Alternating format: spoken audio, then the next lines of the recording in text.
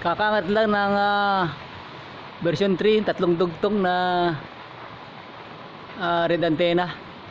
Inabutan agad ng malakas na agad. Ewan kung bumabali oh.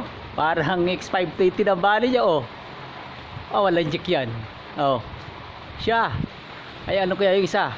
Anong istasyon ng isa? Dalawa na yan eh. Ay yung isa oh, bumabali na rin. Pero yun na yung mataas eh oh. Nasa 55 feet yun.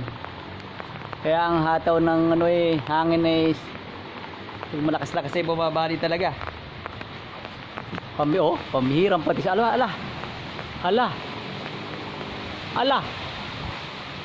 Aba.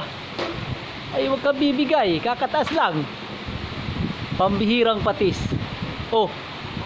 Hala. Ay walang chick yan. Huwag kang bibigay. Para X520 ng dating nito ah. Oh, ay lang yan. Oh. Aba naman. Nakakatakot. Ay ano lang yon? Aluminum tube lang yon. Oh, kakagat lang. Ay itong isa ganoon din oh. Hala. Ayun yung isa.